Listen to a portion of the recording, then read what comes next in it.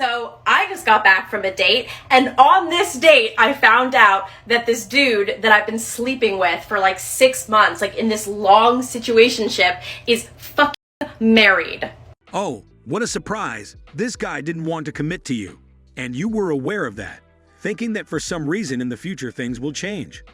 Now you realize you were just a side chick for recreational use only, and that's why you are bitter. So basically, I had come to terms with the fact that, like, this situationship wasn't going to develop, like, it wasn't going to go anywhere, and I felt like the best way to remove myself from the situation is to, like, go on a date with somebody else, you know what I mean? Like, rip off the Band-Aid.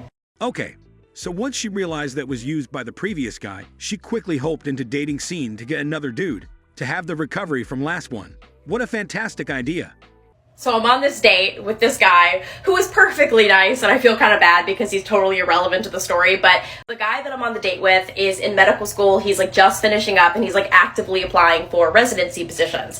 And the guy that I was in a situationship is also in medical school in his last year applying for residencies. I didn't know that, but I was like, okay, they probably know each other because they're probably in the same cohort. I don't know what would be next in the clip, but I guess you will be scared about these guys communicating with each other, or already did that, and that fresh dude realized what type of chick she is.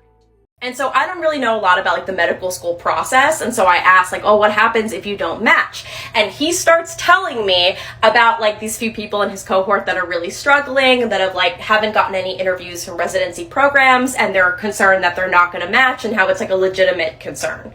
And I asked, oh, who is this person? And he was like, oh, just this Polish guy. And then he said his fucking name, and I was like, oh my god, okay, stay calm, stay calm. You see, guys, this story is slowly but surely accelerating. I wonder what will be next here.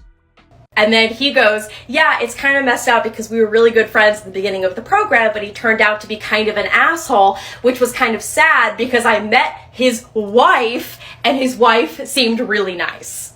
My heart is literally beating like 1,000,000 miles an hour, and I keep just saying to myself, like, don't react, just nod and smile, don't react. I wonder why you didn't want to react on this one. What would your new date say about this story?